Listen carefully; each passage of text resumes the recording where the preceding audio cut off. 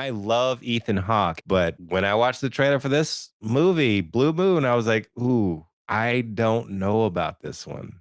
You and I are on the same page, Dusty. I'll be honest. I went into Blue Moon with some pretty low expectations. Most of the time, for me anyway, these types of movies feel like a chore to get through. Yeah. You know that I do not like biopics. I do not like period pieces. But this one actually managed to pull me in. There's something about this movie that worked for me. This movie is one of the most surprising movies of the year for me. Oh, wow. Okay. Yeah. This is a biopic, as I mentioned. But what we're watching is a not necessarily real event. It's an imagined event about a real life event, essentially. It's a little bit of a fairy tale.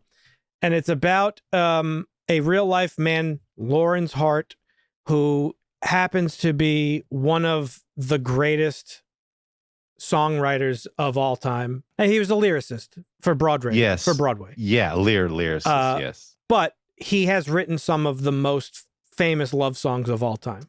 Yes. That came out of his plays. So this film takes place on the night of the release of Oklahoma, with an exclamation point, which of course is one of the most famous Broadway musicals of all time. It is, absolutely. Now, Lawrence Hart had a long time working relationship with his partner, Richard Rodgers. Musician. Lawrence Hart struggled his whole life with alcoholism and mental health and depression and stuff like that. And that put a real strain on his working relationship with Richard Rodgers.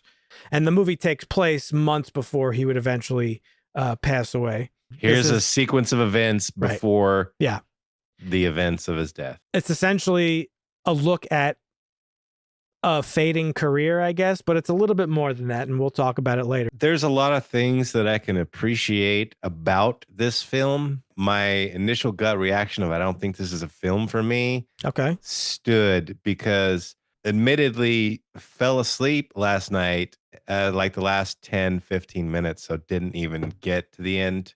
I can appreciate the fact that this movie feels like a play when it takes place in the time when playwrights and plays are a big thing.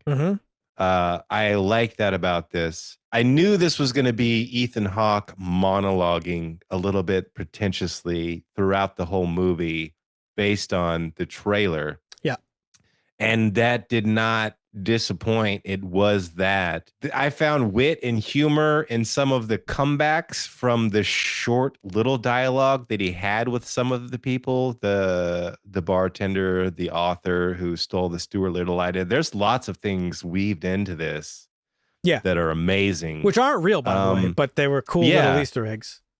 Sure. But like it just felt like Ethan Hawke being a pretentious bloviator of no, listen to me, listen to my story. Are you I gotta tell you the story. Like he said those things so many times that I was just like, yeah, brother, shut the up. Like, but there's some things there's much more depth. I didn't like this movie, but it told a story that was real and raw and fascinating in the same manner. I guess I don't know if that makes sense. It's funny you use the word bloviating because literally in my notes here I have this is just a movie about a guy bloviating about God knows what. Christina said she had a friend that was similar to him in personality, that obsessed about a woman but didn't actually want the woman, was really living vicariously through the woman and those dreams. And maybe he's just a lonely man and he can live vicariously through men and women, but he seemed to come off a little bit as not even interested in the woman, but interested in telling the story to other men about the woman because they're interested. Like he just needs to be important. There's some brilliance in all this, but still, it was grating to me. Like I couldn't get through it. The movie opens with two really important quotes about him. One is he was alert and dynamic and fun to be around, and that's from Oscar Hammerstein. And the other was he was not fun to be around from what I saw on screen. And the other was, he was the saddest man I ever knew, and that was from Mabel Mercer. Yes. These are real life quotes, and that paints the picture of this man. Totally understand what you're saying. But again, this is a picture of a man who existed. So you would imagine that based on historical context or whatever, that this is a pretty accurate portrayal of the guy. Yeah. And I think the thing that you touched on is kind of just shut the fuck up is the point of the movie, or really the point of why you would make a movie about a person like this, because he was a deeply, deeply insecure person. Yeah. I looked into it. There were rumors about him being gay, whether he's not. The movie does play off of that a little bit, that like these rumors have circulated. But you never get the sense that he is trying to convince other people that he's straight. It is more what you said, where he is kind of just wanting to tell living stories. Vicariously. That too, because at the point where he's asking her about like her sexcapades with this guy, he was like infatuated by it, but it wasn't because he was like trying to get more information about her. It was just about like, that's the fuel to his his fire that lets him write the words that he writes, that makes him like you're seeing his process of I have to experience this youngness and this newness and this beauty so that I can elaborate on it in paper and words, and it's beautiful. And yes, it is, but God damn, it's grating too. Your process is terrible. I think that this is like a beautiful look at a guy who was a genius, a man who was deeply, deeply troubled, and that he was depressed and sad. Yep, and lonely. But the tragic irony that this movie, I think, brilliantly shows you is that he was revered already. Yes, he was. By all, and he was people, also used because he gets like the guy, the author that did this. Like anytime anybody got something from him, they kind of like went away. I don't think that was purposeful. There was. But I see what you're saying, because he got like the author disappeared when he got a Stuart Little idea. The girl just wanted the Richard Rogers introduction, and so did the piano player. Yeah. Like there were people that were using him, and when you get to that sort of celebrity status, it's understandable. Like you don't know who your friends are or who is just leeching off of you or using you. But like that is a big point. That's what I was getting at, because you get the sense he tells these stories and stuff because he just wants people to listen to him, because he wants to come off as interesting, and he wants to be admired for his grand stories and these things that he's experienced, whether they're true or not. A lot of the movie is about him grappling with the fact that he's sort of like yesterday's news, so to speak, in terms of Broadway production. You still there, or are you frozen? I'm still here. Oh, okay. You were really still for that was crazy. That was like some Drac shit. I don't even think you were breathing. You know, he plays that really well, of like, all right, my career's kind of behind me. This is the new game in town, Rodgers and Hammerstein. The opposite side of that, you're right. There are people that kind of like use him a little bit, but he's constantly looking for recognition and admiration, and he has it the whole time. He says it over and over and over. That was frustrating. Right. Like, you need to hear this story. Are you even listening to me? I got to tell you this thing. Yeah, he has it the whole time, though. You might have missed it because you fell asleep, but at the end of the movie, he's about to walk out of the bar and go to the party that they're having, like the after party.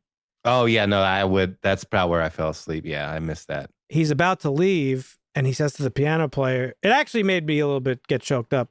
He says to the piano player, he's like, hey, play me another one or whatever. And the piano player starts playing Blue Moon, which is his song. And and the coat lady joins in singing. I'm getting choked up talking about it. The waitress chimes in singing, and so does the bartender. So they give him his flowers. The people he knows every day, that he sees every day, give him his flowers as he's leaving. And that's the thing, is like, he was admired. People did love him. Yeah, sure, okay. And his partner, Richard Rogers, loved him and admired him. Yeah, and was like, respected. I want to. Yeah, you're one of my best, oldest friends. He tells him, he's like, I will never. I will give you any time you want. You're one of my best and oldest friends, and you literally started my career. Like, you're a genius, and I admire. Like, I want to work with you again, but I need these you were the mentor, but Yeah. I have succeeded you, and I need you to still be my friend, and I love Right. you, but I can't work with you, brother. Like, Well, he that's wants to some, work with him, but he's like, I need you to be, I need you, I could work with you again, you but got to under do it. these Yeah, specific got to do it things. right. Right. Yep, got to do it right. Where in the beginning of the movie, when he's building you up to this entrance of Richard Rogers, you think there's like this rift there that's like Right, the animosity. There's animosity, but then you realize that there's no animosity. There's also admiration from another person who you would think there's going to be like this vendetta with, not a vendetta, but more of like a competitive sort of attitude with Oscar Hammerstein, because he stole his partner and he's now the new guy in town. But no, Oscar Hammerstein, he showed up and couldn't do anything but praise him. Exactly. And so that's really the really like depressing irony of this movie, is that this is a guy who's like deeply sad, can't love himself, but everybody does love him on some level. Richard Linklater is great at these like hangout movies where you're just kind of watching people talk and just sit around. This one sort of invites you in. It's almost like you're sitting at the bar with him. That's why I feel like you felt that grating nature of it, because the movie does a really great job of making it feel like you're sitting there listening to him talk. I thought this movie was like pretty brilliant. Like, I love the fact that like it does make you feel like you're sitting there with these characters. I love the piano just playing in the background the whole time. That was awesome. Yeah, it was good. Yes, the ambiance. And then the bartender, he's a great actor. God. I forget his Bobby fucking Cannavale. name. Yeah, but brilliant. Perfect cast for the bartender in this. Yeah. I thought it was well acted. I don't know that I would say that it was well written, because it would, and maybe this film is supposed to frustrate me. This is one of those films that I think is good and has some brilliance to it, but I didn't like it because it's just overall, it's a sad movie. It's a sad story, and I just didn't like what I was watching. I could see that. Does that make sense? Oh, absolutely. I think it was really well written, and I think it was brilliantly written, to be honest, because it felt very real. A lot of times you watch movies and sometimes dialogue has a tendency to not feel real. This felt very real, and he felt very real in his portrayal of this guy that I don't even know anything about. I didn't know anything about this guy till I watched this movie and read about him after the fact for the podcast. But I believe this. Ethan Hawke completely transforms himself into whatever I guess they know about this guy, or what they believed this guy to be. And I'm not watching Ethan Hawke anymore. Like, I'm literally watching this guy. But part of that is because of not just the acting. Part of it is the dialogue. Christina said the same thing you just said. She said, I forgot it was Ethan Hawke. And I said the exact opposite. I said, you could tell he was wearing the bald cap. He wasn't actually. He shaved his head. No, okay. So I don't know. It was just off-putting, like the triangle thing that he had with the comb over. A lot of people I was like, I'm watching Ethan Hawke give a 5-minute monologue that is infuriatingly annoying, and he's still talking. People who haven't been as favorable on the movie have said the same thing. So I can understand some of that stuff, but I thought the writing was brilliant, because like, if you actually kind of like lock in and listen to him, you kind of get lost in what he's saying. People know this archetype of person who has a story about everything, kind of has an experience about everything, knows everything, and they just go on and on and on. And you know that they're just talking because they want somebody to listen to them. And you mentioned Bobby Cannavale. He played the bartender, Eddie. He was my favorite character in the whole fucking movie, because he's this guy's like true friend. He cares about him. He's trying to cut him off from drinking because he knows he has a drinking problem. And he's there to listen, even though he's annoyed. He looks at his watch. He's like, I'm at work, man. Like, I can't just sit around listening to you. But he does it anyway because that's his friend. And like, I don't know. I think by the end of it, when you realize like, oh man, this guy really is loved by pretty much everybody who's come into his orbit. It's just that he can't love himself. It always seems like that people who bring so much joy to others can't find that same joy within themselves. Like, they can't give it to themselves. And that is like pretty heartbreaking. And I don't know, I think the movie just did a really great job of like just giving you this little glimpse of this man that you may or may not know about. And I didn't know about him. And I read a lot about it afterwards. I mean, like, you know, you hear the names Oscar, Rogers and Hammerstein. I'm not a Broadway guy. I'm not a musical guy. I'm sure if you're into Broadway musicals or just that's why the critics stage acting love in this. general, you would love this movie like a lot because it's it's about that history. But critics scored it higher than the audience, and I think this history is probably why. That's possible, but I do think it is worthy of the praise that it's getting. I could easily see him winning Best Actor for this. I think his performance was, I don't want to use the pretentious critic word of transformative, but that's really the best way to describe it, because I really didn't feel like I was watching Ethan Hawke after a certain point. I do recognize that this movie's probably not for everybody. It is because it's just people talking.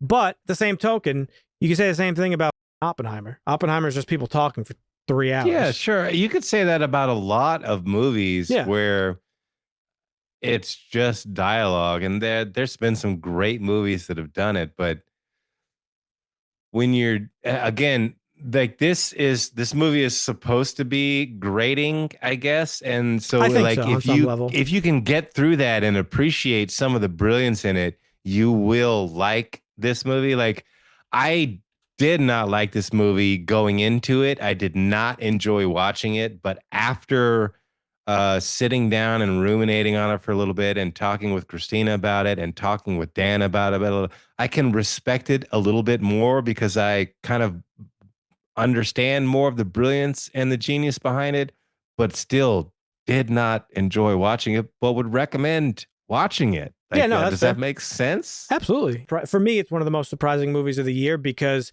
I went into it thinking I was going to be bored, thinking I wasn't going to like it, because I don't typically like movies like this. And I was really surprised that it did actually captivate me. It has a 6.9 on IMDb. It's getting a lot of critical buzz. He's nominated for Best Actor. Not just the two, Best Actor and Best Supporting Actress, right? I think so.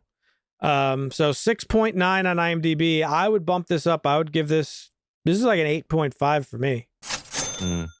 See, I wanted to give this 6 or 6.5 after watching it last night, but after sitting on it and ruminating and, like I said, talking to Christina and you, I will begrudgingly give it a 7. Okay, begrudgingly.